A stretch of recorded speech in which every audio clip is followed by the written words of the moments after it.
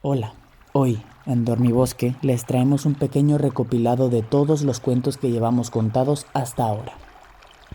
Que alguien mueva esa sandía. En la gran bañera del bosque vivían cientos de pequeños insectos y bichitos. Era una simple bañera abandonada, pero resultaba un lugar perfecto para vivir, donde solo había que tener cuidado con el desagüe de la bañera para que no quedara obstruido y una lluvia inoportuna los hiciera morir ahogados. Por eso, los forzudos escarabajos eran los encargados de vigilar el desagüe. Pero una mañana, el desagüe amaneció taponado por una enorme sandía. ¡Qué tragedia! Era una fruta tan grande que ni el escarabajo más grande, ni los 5 escarabajos más grandes, ni siquiera todos los escarabajos juntos pudieron apartarla de allí. Los insectos más fuertes pusieron toda su energía en la tarea, pero no consiguieron nada. Los más listos aplicaron su inteligencia a encontrar soluciones, y tampoco tuvieron éxito. Finalmente, los más sabios comenzaron a organizar la huida. Y en medio de tantas penas, una ridícula hormiga extranjera se atrevió a decir que si le dejaban llevarse la sandía. ¡Qué graciosilla! Hicieron falta muchos insectos para calmar a los escarabajos e impedir que aplastaran a la chistosa hormiguita. Pero resultó que la hormiga no estaba bromeando, porque al final del día apareció acompañada por miles y miles de compañeras. Y en perfecto orden, cada una se acercó a la sandía, mordió su trocito y se lo llevó por donde había venido. «Pero si así no avanzas nada», le dijo un saltamontes a una hormiga que paró por un segundo a descansar. «La sandía está igual ahora que antes de que tomaras tu trocito». «Seguro», respondió con un extraño acento, como si nunca lo hubiera pensado, y sin darle más importancia retomó su marcha. Pero algo debió hacer aquel trocito, porque solo unos días después no quedaba ni rastro de la gran sandía. Y desde entonces, muchas de las tareas más pesadas en la gran bañera se convirtieron en pequeñas, diminutas tareas que se hacían mejor poquito a poco. El hipopótamo cantor. Érase una vez un hipopótamo que vivía en un río, junto a un gran árbol solitario. Un día anidó un pájaro en el árbol, y los cantos y el volar del pájaro despertaron en el hipopótamo tanta envidia que no podía pensar en otra cosa, lamentándose diariamente por ser un hipopótamo. A pesar de las palabras del pájaro que le contaba la suerte que tenía de ser tan grande y nadar tan bien. Finalmente se animó a salir del río dispuesto a subir al árbol, encaramarse en una rama y ponerse a cantar. Pero al intentar subir al árbol, comprobó que no tenía alas, ni garras para trepar, ni podía saltar, y al ver que no conseguía su objetivo, se lanzó rabioso a dar golpes al árbol hasta que lo derrumbó. Entonces, triunfante, se puso sobre las hojas del suelo y comenzó a cantar. Pero los hipopótamos tampoco pueden cantar, así que de su boca salieron horrorosos sonidos, y todos los animales acudieron a burlarse del hipopótamo envidioso que cantaba posado en una rama de un árbol que estaba en el suelo. Y pasó tanta vergüenza que decidió no volver a lamentarse el hipopótamo, y arrepentido por haber derribado el árbol, dedicó toda su fuerza a volver a levantarlo, replantarlo y cuidarlo hasta que se recuperó totalmente. El árbol gruñón.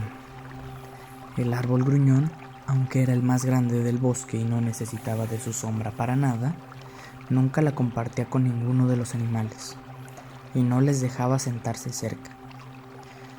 Un año, el otoño y el invierno fueron terribles, y el árbol sin sus hojas iba a morir helado. Una niña que había ido ese invierno a vivir con su abuelita, descubrió al árbol tiritando y fue por una gran bufanda para abrigarlo. El espíritu del bosque se le apareció y le contó por qué aquel árbol estaba tan solo y nadie le ayudaba. Pero a pesar de todo, la niña decidió abrigarlo. La primavera siguiente, el árbol había aprendido de la generosidad de la niña, y cuando ésta se sentó junto a su tronco, le dio la mejor de las sombras.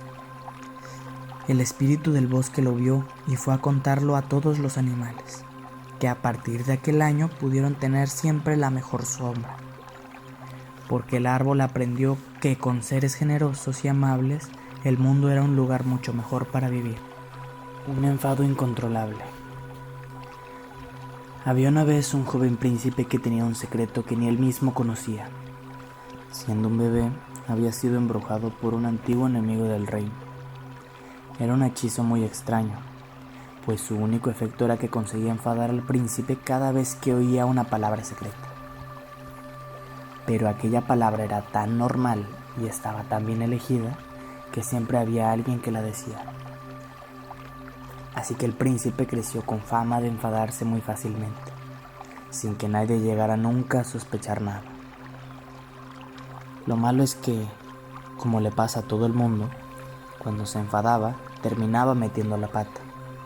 Gritaba o hacía lo primero que se le venía a la cabeza, que casi siempre era la peor de las ideas. Y eso, en alguien que mandaba tanto, era un problema muy gordo. Sus errores causaban tantos problemas que el clamor de los habitantes del reino se elevó con tal fuerza que salió de su propio cuento. Y un montón de diminutos personajes acabaron discutiendo con el escritor de aquella historia. ¿A quién se le ocurre ponernos un príncipe así, con lo bien que vivíamos antes? Esto es injusto. Este escritor no tiene corazón. Se va a enterar de lo que es bueno. Ahora sabrá lo que es vivir con alguien así. Vivirá en nuestro reino hasta que lo arregle. Y entre gritos y protestas, los personajes secuestraron al escritor para llevarlo al cuento. Allí descubrió el sorprendido escritor lo duro que era aguantar los gritos del príncipe y sus decisiones precipitadas. Porque cuanto más se equivocaba, más se enfadaba y más volvía a equivocarse. Intentó de todo para calmarlo, pero el hechizo funcionaba perfectamente y solo consiguió llevarse gritos y castigos. Menuda tontería hice inventando aquel hechizo, solo porque yo estaba enfadado ese día. Si hubiera escrito las palabras secretas o la forma de anularlo, ahora podría arreglarlo todo, se dijo el escritor. Pero ya no controlo el cuento, y mucho menos el humor del príncipe. Y vaya si no lo hacía. Ese mismo día estaba junto al príncipe cuando le atacó su mal humor. Al buscar a alguien con quien desatar su furia, se fijó en el escritor, y éste, muerto de miedo, solo pudo recordar las palabras de un viejo hechizo de congelación de uno de sus cuentos. Al instante, el príncipe quedó encerrado en un enorme bloque de hielo, y rápidamente el escritor fue apresado por los guardias. Estos lo dejaron allí mismo, delante del príncipe, para que recibiera su castigo cuando el bloque se derritiera. Pero para entonces el enfado del príncipe había pasado, y aquella fue la primera vez en años en que uno de sus enfados no había provocado ningún problema. El príncipe era el primero al que le molestaban las tonterías que él mismo hacía cuando estaba enfadado, y se sintió feliz de haber descubierto una forma de evitarlas.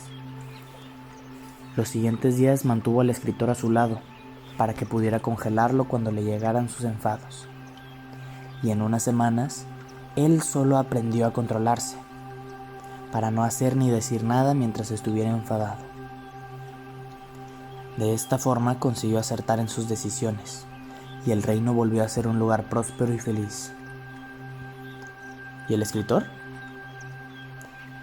Pues aunque estaba feliz siendo famoso en el nuevo reino que ahora dirigía también el príncipe, se dio cuenta de que tenía que arreglar muchas de las historias que había escrito mientras estaba enfadado. Y así volvió a su antiguo escritorio, con la firme intención de escribir y hacer las demás cosas importantes solo cuando estuviera de buen humor. Albertina Cruzamundos. Albertina era una niña imparable. Ni ella misma sabía pararse. A todas partes iba corriendo. Si algo se le ocurría, lo hacía al momento. «Cuidado, que voy», gritaba al cruzar el reino mágico a toda velocidad. «Algún día a esta chica le va a pasar algo», decían las hadas del lago. «O hará daño a alguien», respondían las hechiceras del bosque. Acertaron las hadas del lago, y en una de sus locas carreras tropezó con un gigante y se rompió una pierna. El golpe fue tan fuerte y tuvo tan mala suerte que ya no pudo volver a correr rápido. Albertina estuvo tan triste que sus padres, magos de primer nivel, decidieron regalarle un veloz pony hecho de golosinas para que volviera a recorrer el reino. Genial. Ahora, además de ser rápida, comeré los dulces que quiera. Arre, arcoíris, vamos a cruzar el lago. Albertina, tan impulsiva e impaciente como era, arrancaba pequeñas golosinas al pony arcoíris mientras montaba. Al principio apenas se notaba, pero con el tiempo el precioso pony empezó a verse mordisqueado por todas partes. Ese pony va demasiado rápido, decían los druidas. Está demasiado delgado. Un día se rompe, respondían las ninfas. Y acertaron las ninfas, porque mientras cabalgaba a toda velocidad, Albertina arrancó la oreja izquierda del pony de un solo mordisco. Este perdió el equilibrio y las pocas golosinas que le quedaban saltaron por los aires. Albertina acabó incluso peor que la vez anterior. Sus padres sintieron lástima y le regalaron un gran dragón de chocolate.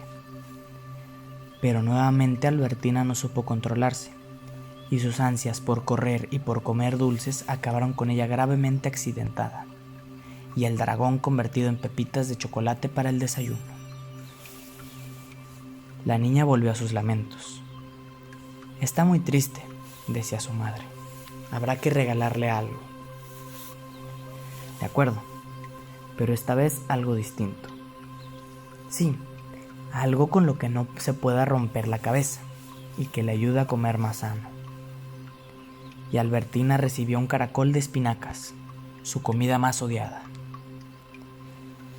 Lloró, gritó, pataleó, protestó y volvió a patalear. Pero no sirvió de nada. Su medio de transporte, su mascota, su mejor amigo, sería desde entonces un caracol de espinacas. Le tocó preparar bien sus viajes, organizar sus comidas y pensarlo todo antes de ponerse en marcha.